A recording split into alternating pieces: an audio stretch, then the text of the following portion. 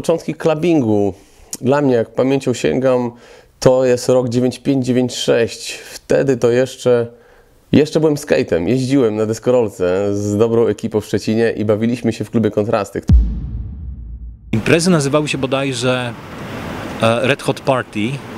Nie było tam granego takiego stricte soundu klubowego, jaki znamy dzisiaj. To były bardziej imprezy z Beastie Boys, Rage Against the Machine, Cypress Hill, te rzeczy. I bywało naprawdę gorąco na tych imprezach. A początki to były lata 90. To był taki boom dużych imprez z muzyką klubową, elektroniczną, które się odbywały. Taka agencja, która działa w Szczecinie, nazywała się New Music Art.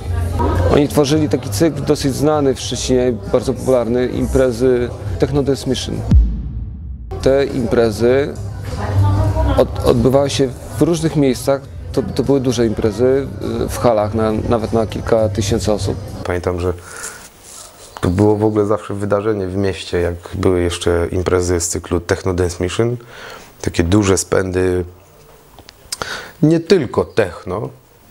No i one odbywały się w Meratroniku i tam było naprawdę nieźle pod względem i line-upu, cała masa ludzi z Trezora się tam przejawiła. Przejawił się też na przykład Takio Ishino, z którym udało mi się pogadać, jak miałem 17 lat, to się prawie posikałem, był dla mnie bogiem techno w ogóle i minimalu. No ale Meratronik, no to była klasa sama w sobie. Tam był Eddie Flashin' Folks, ojciec Detroit przecież. Facet przyjechał do nas ze Stanów zagrać, tam grał Takio Ishino i wielu naprawdę grubasów, no.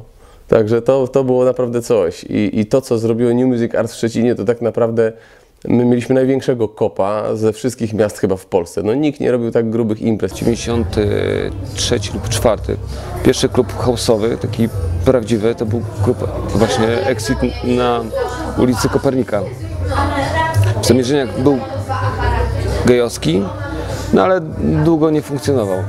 Było techno, był house i tylko był taki tak naprawdę podział i wszyscy się bawili i było świetnie i wszyscy się jednoczyli na jednych imprezach w Meratroniku czy jakichś innych Techno Dance Mission. Klimat był taki, że tam się przycinały w tych miejscówkach ścieżki ludzi, imprezowiczów w ogóle z kompletnie różnych parafii, nie? Z kompletnie różnych parafii przychodzili i rapiści za czasów takiej ekipy szczecińskiej jak SNUZ i Dawcy Życia chyba jeszcze była taka też ekipa i były czasami niezłe miszmasze.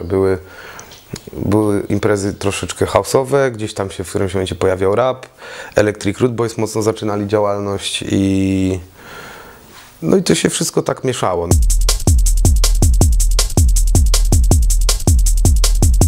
Szczecin zawsze był taką kolebką trochę piwnicy i undergroundu. Ja pamiętam jako dziecko przy osiedlu Przyjaźni był taki garaż, który się nazywał Klub Hodowców Dżownic. I jako dzieciak widziałem tam koncert zespołu ludzi, których przestraszyłem się, uciekałem przez lasek do chaty. A później się okazało po latach, że to takie nielegalne miejsce za garażami, gdzie tam chłopcy się spotykali i grali. I to pamiętam, że byłem taki zdziwiony, że mimo wszystko, że się przestraszyłem, ale to mi cały czas ciekawiło, czym to jest, nie? I to później z biegiem czasu powstawały te wszystkie kluby w Szczecinie, tam jakieś, nie wiem, Szóstki, trochę wcześniej, jeszcze DS był, Meratronik i ludzie tam łazili i to ludzie bardziej chyba chodzili, bo coś innego było. Mało się o tym mówi, ale warto o tym wiedzieć, że tak naprawdę w Szczecinie pierwsza połowa lat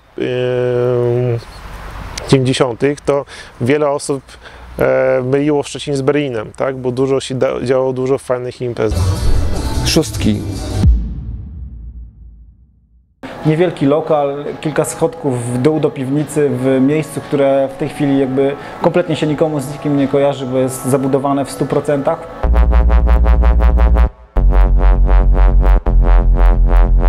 Tam działy się rzeczy związane z muzyką i kulturą klubową, bo można chyba w ten sposób to nazwać, z którymi zetknąłem się po raz pierwszy. Zadziałały na mnie jak huragan na gospodarstwo w Oregonie. Po prostu zmieniło w jakimś sensie to, jak zacząłem patrzeć na życie i nie wiem, bardziej na tą rozrywkową część życia. W Szczecinie praktycznie biorąc takie środowisko jakichś ludzi, których charakteryzowała aktywność i wiedza o kulturze, weekendy spędzali, jeśli nie w plenerze, albo nie w domu, albo na jakichś wydarzeniach artystycznych, które same w sobie później miały jakieś afterparty, to właściwie krążyli między Meduzą a Szóstkami. Były takie miejscówki jak Taras.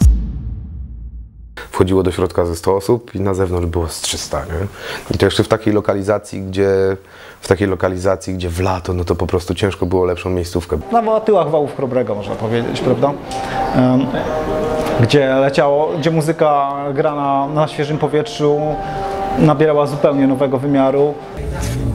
Szczerze mówiąc, do roku 2000 to tak to wyglądało, że było sporo imprez i jak pamiętam, zaczynałem grać i jeździłem po Polsce, a jeździłem średnio, miałem gdzieś około tych ekwiwalencji od 150 do 200 imprez w ciągu roku. No to ten Szczecin jawił się jako miasto, w którym się dużo dzieje. Taka rzecz, która się... Mówią, że zapach jest takim zmysłem, który najbardziej przynosi w przeszłość, nie? To jak się wchodziło do Meratronika, to się dostawało taką ścianą Red Bulla, nie? Tych puszek czasami było po kostki. Ale no naprawdę były fajne imprezy. Były też miejsca, z którymi dzisiaj zupełnie nie mamy do czynienia, a przynajmniej nie w takim zakresie jak wtedy, czyli Tama Pomorzańska, znaczy Tama na Tamie Pomorzańskiej i Wirus na Ludowej.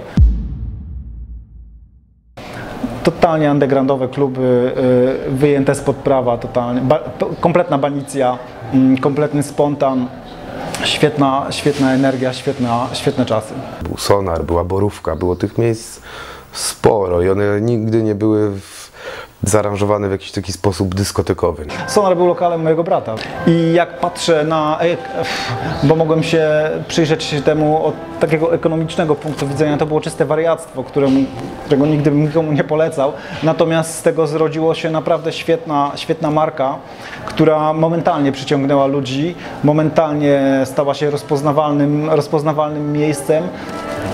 W związku z powierzchnią, że to był klub, gdzie naprawdę mogło wyjść kilkaset osób, zdołał zintegrować więcej ludzi, dać większy power i tak samo szybko spłonął na stosie jakby tamtych czasów.